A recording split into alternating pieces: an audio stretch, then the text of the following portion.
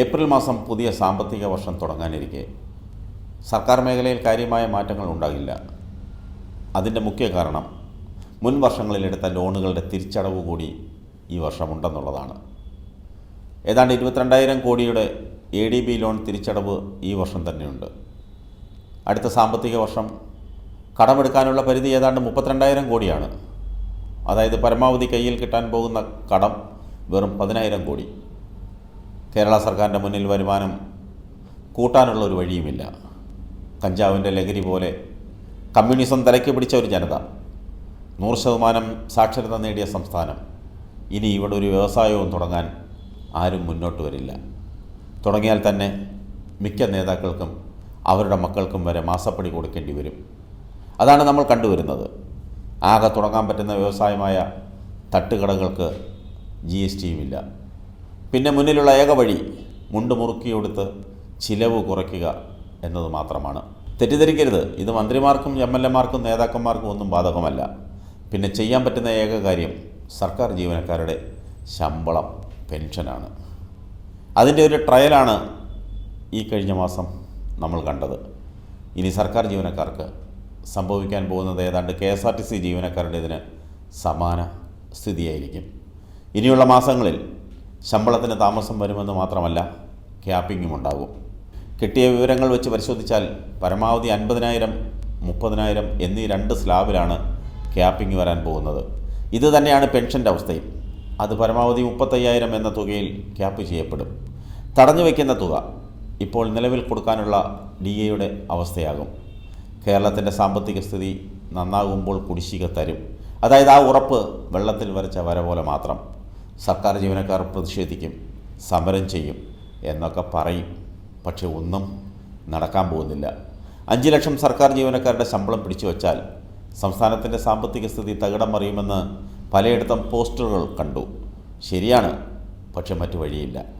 2-3 മാസങ്ങൾ കൊണ്ട് ആളുകൾ അതിനോട് പൊരുത്തപ്പെട്ടു പോകും. അല്ലാതെ വേറെ ഒരു ചുക്കും സംഭവിക്കില്ല. ഇന്നത്തെ KSRTC ജീവനക്കാരുടെ അവസ്ഥ തന്നെ അവർക്കും വരും. കേരളം എന്ന് പറയുന്നത് സമ്പന്നരായ ജനങ്ങളും ദരിദ്രമായ സർക്കാരുമുള്ള ലോകത്തിലെ ഏക പ്രദേശമാണ്. അതിൻ്റെ മുഖ്യ കാരണം ഏതാണ്ട് 60%ൻ്റെയും മുഖ്യ വരുമാന സ്രോതസ്സ് സംസ്ഥാനത്തിൻ്റെ പുറത്തു നിന്നായിരുന്നു. ഈ 60% ഇറക്കുന്ന പണമാണ് 20%ത്തിൻ്റെ വരുമാനം, അതായത് 80%വും കേരള വരുമാനത്തെ ആശ്രയിച്ചല്ല ജീവിക്കുന്നത് തന്നെ. ഏറ്റവും കൂടുതൽ ബാധിക്കാൻ പോകുന്നത് സർക്കാർ കൊടുക്കുന്ന ശമ്പളത്തെ മാത്രം ആശ്രയിച്ച് ജീവിക്കുന്ന വിഭാഗത്തെയാണ്. അവർക്ക് നേരത്തെ കിട്ടിക്കൊണ്ടിരിക്കുന്ന ശമ്പളത്തിൻ്റെ പകുതി പോലും കിട്ടിയാൽ കേരളത്തിൻ്റെ സമ്പദ്ഘടന അപ്പാടെ തകിടം മറിയും. ഭൂരിപക്ഷം ജീവനക്കാരുടെയും വീടും കാറും ഒക്കെ ലോൺ എടുത്താണ് വാങ്ങിയത്. 1 ലക്ഷം രൂപ വരുമാനമുള്ള ഒരു ജീവനക്കാരൻ ചിലപ്പോൾ 40,000 രൂപ വരെ ലോൺ എടുത്തിട്ടുണ്ടാവും. ശമ്പളം പകുതിയായി കുറയുമ്പോൾ ഇത്രയും തുക എങ്ങനെ തിരിച്ചടയ്ക്കും? അടവ് മുടങ്ങിയാൽ ബാങ്ക് വെറുതെ ഇരിക്കുമോ? ആഡംബര വീടും കാറും ഒക്കെ വിൽക്കേണ്ടി വരും. ഇതൊന്നുമല്ല ഭയാനകം. 1 ലക്ഷം രൂപ ശമ്പളമുള്ള ഒരാൾ മാർക്കറ്റിലേക്ക് ഇറക്കുന്ന കാശ് തീരെ ചുരുങ്ങും. കടകളിൽ കച്ചവടം കുറയും. ദിവസക്കൂലിക്കാർക്ക് പണിയില്ലാതാവും. അന്യസംസ്ഥാന തൊഴിലാളികൾ കൂട്ടത്തോടെ സ്ഥലം വിടും. കാര്യങ്ങളുടെ പോക്ക് നമ്മൾ ഉദ്ദേശിക്കുന്നതിനേക്കാൾ ഭയാനകമാണ്. ഇപ്പോൾ തന്നെ കടകളിലൊക്കെ കച്ചവടം തീരെ കുറവാണ്. നിർമ്മാണ മേഖല ആകെ തകർന്നു. ആരും ഭൂമി വാങ്ങിക്കുന്നില്ല, വിൽപ്പനയും കുറഞ്ഞു. സകലമാന മേഖലയും വരിഞ്ഞു മുറുക്കുന്ന അവസ്ഥയിലേക്കാണ് കാര്യങ്ങൾ എത്തിച്ചേർന്നിരിക്കുന്നത്. അധികം താമസിയാതെ തന്നെ ശ്രീലങ്കയുടെ അതേ സ്ഥിതി തന്നെ കേരളത്തിലും എത്തിച്ചേരാൻ സാധ്യതയുണ്ട്. ക്ഷേമ പെൻഷനുകൾ മുടങ്ങിയിട്ട് 7 മാസമായപ്പോഴാണ് ഇപ്പോൾ 3 മാസത്തെ കൊടുക്കുന്നത്. അതും തെരഞ്ഞെടുപ്പ് വന്നതുകൊണ്ട്. സപ്ലൈകോ പോലെയുള്ള പൊതുമേഖലാ സ്ഥാപനങ്ങൾക്ക് കൊടുക്കാനുള്ളത് ആയിരക്കണക്കിന് കോടികളാണ്. സർക്കാർ ആശുപത്രിയിൽ മരുന്നുകളില്ല. സർക്കാർ ജീവനക്കാരോട് പറയാനുള്ളത് ഒരു കാര്യം മാത്രമേ ഉള്ളൂ: സർക്കാർ നന്നാകും, അപ്പോൾ കാശ് കിട്ടും. അല്ലെങ്കിൽ സംഘടനാ ശക്തി കൊണ്ട് നേടിയെടുക്കും എന്നൊന്നും ചിന്തിക്കേണ്ട. ഖജനാവിൽ ഇല്ലാത്ത ഒന്നാണ് പണം. അതുണ്ടെങ്കിലേ കിട്ടൂ. ഇങ്ങനെ പോയാൽ വരും വർഷങ്ങളിൽ സർക്കാർ ജീവനക്കാർ, സാധാരണ ജീവനക്കാർ എന്നീ 2 തരം ജീവനക്കാരില്ലാതെയാകും. ഏതാണ്ട് ഒരേ തരം ശമ്പളത്തിലേക്ക് കാര്യങ്ങൾ മാറും. ഇന്ന് KSRTCയിൽ എത്ര ആളുകൾ ജോലിക്ക് അപേക്ഷിക്കുന്നു?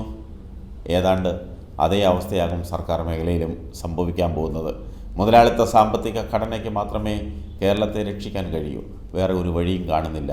അതിന് പാകപ്പെടാൻ കേരളത്തിന് സമയമെടുക്കും. പാകപ്പെടാതെ തരമില്ല താനും.